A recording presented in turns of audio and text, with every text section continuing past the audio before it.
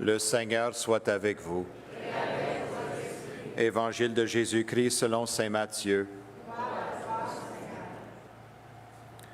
En ce temps-là, Jésus disait à la foule ces paraboles. Le royaume des cieux est comparable à un trésor caché dans un champ. L'homme qui l'a découvert le cache de nouveau. Dans sa joie, il va vendre tout ce qu'il possède et il achète ce champ.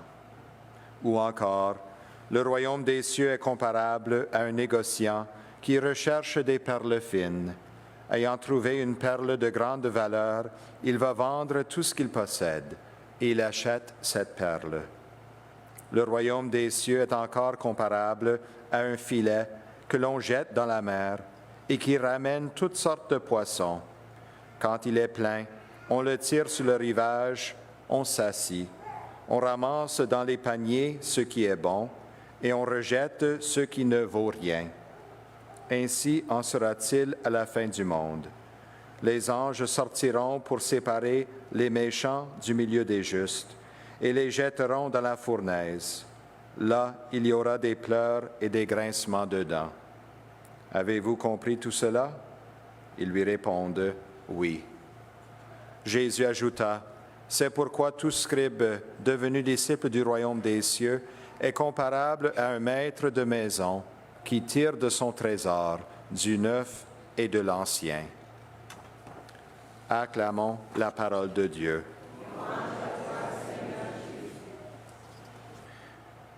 Il y a quelque chose toujours dans le cœur de chaque être humain qui s'intéresse aux chasses des trésors, qui s'intéresse à chercher et à découvrir un trésor caché.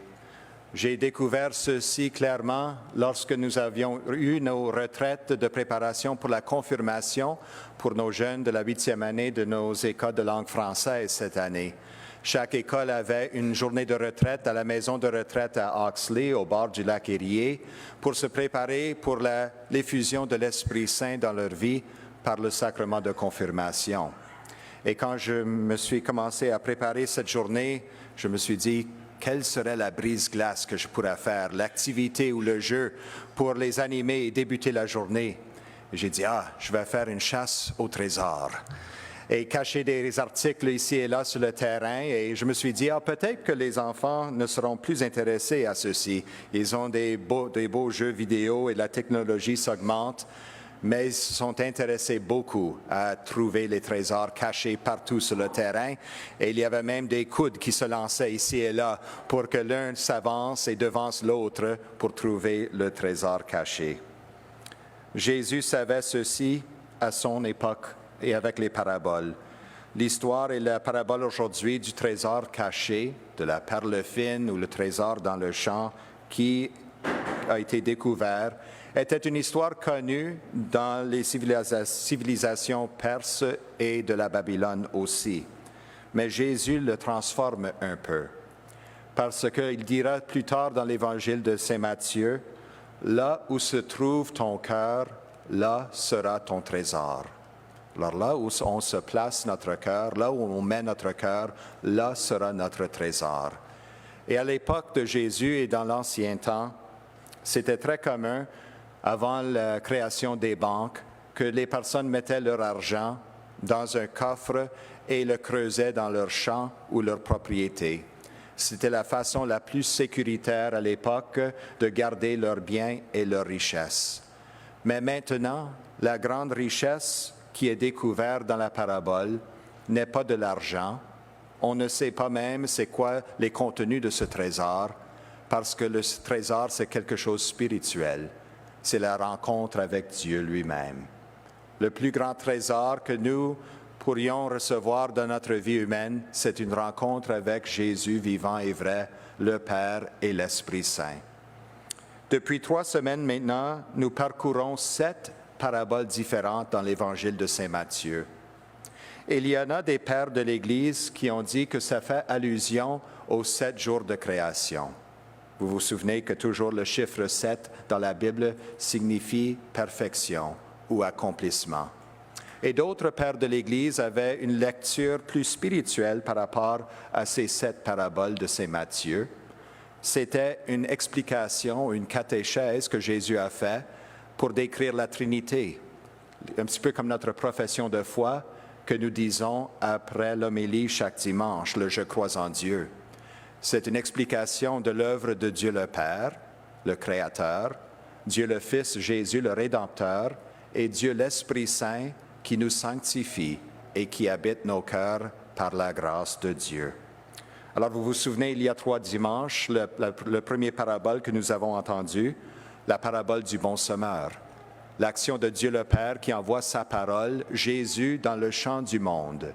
Et parfois, la semence de cette parole, de ce Verbe de Dieu, le Fils, se trouve dans la terre fertile, la terre avec des ronces, la terre qui s'est fait piétiner sur le chemin, ainsi de suite. Dimanche dernier, 3 paraboles de la vie cachée de Jésus, le Rédempteur et Sauveur du monde. Jésus, comme la graine de moutarde, qui commence sa vie dans le sein de la Vierge Marie et qui grandit dans une vie cachée, comme le deuxième parabole, le levain dans la pâte, qui grandit et qui se transforme pour être capable de nourrir le monde entier. Et puis, le parabole de l'ivraie et les grains de blé était le 3e parabole dimanche dernier. Jésus crucifié parmi les mauvaises herbes, les 2 criminels, mais là, il y avait même du repentir de celui qui niait le Seigneur et qui s'est repenti et s'est tourné vers le Seigneur avec une grande conversion. Et Jésus lui a dit, « Aujourd'hui, tu seras avec moi dans le paradis. » Maintenant, si on continue cette lecture spirituelle des Pères de l'Église, de la 3e série des paraboles ce dimanche, nous avons un petit peu d'une catéchèse ou explication de l'Esprit Saint.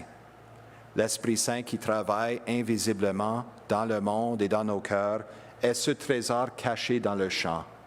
Et pour rencontrer l'Esprit Saint et pour l'accueillir dans notre vie, vaut acheter tout le champ entier pour posséder enfin le terrain sur ce trésor-là.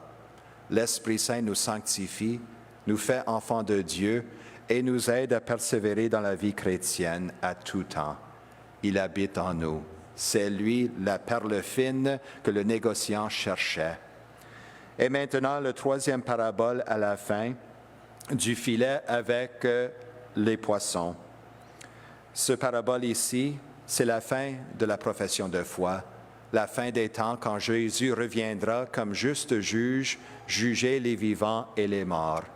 C'est Jésus, le Fils, le Rédempteur, qui fera le tri du bon et du mal, du mauvais et du bien dans le monde. Et en utilisant la parabole des pêcheurs qui vont à la pêche avec un grand filet pour attraper des grands nombres de poissons, m'a fait penser d'une expérience que j'ai vécue avec un groupe portugais qui font de la pêche industrielle au lac Erie. Et lorsqu'ils remportent leur filet dans le bateau, j'étais complètement impressionné par la vitesse par laquelle ils jetaient des poissons qui n'étaient pas de la bonne qualité ou pas de la bonne taille, de l'eau à nouveau. Qu'ils prenaient ça rapidement d'une main à l'autre, gardant les bons poissons et jetant les mauvais. Ils avaient les yeux pour ces espèces de poissons. Ils connaissaient la pêche et les poissons tellement bien qu'ils n'avaient pas besoin de penser beaucoup et prendre des grosses décisions, quels poissons garder et quels jeter au bord du lac pour retourner dans les eaux.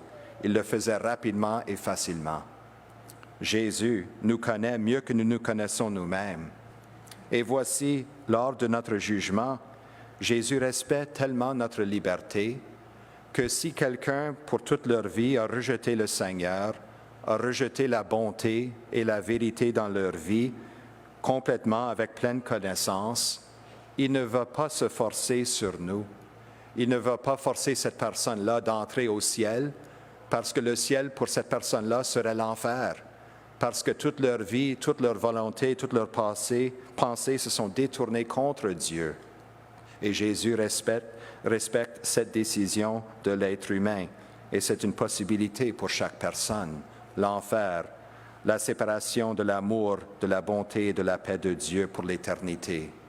C'est pour ça qu'il faut continuer toujours à grandir dans notre relation avec Dieu le Père, le Fils et l'Esprit Saint, Parce que quand Jésus fait le tri des bons puis des mauvais à la fin des temps, il nous connaît.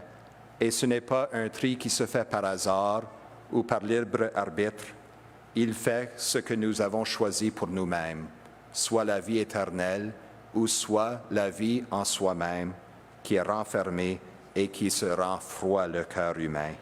Choisissons donc l'amour de Dieu, que Saint Paul nous a dit que lorsque nous aimons le Seigneur, tout se contribuera à notre bien. Ça, c'est une grande phrase.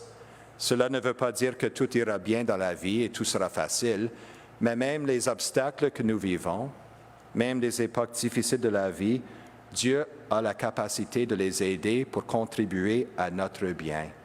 Et notre bien, c'est toujours la vie éternelle.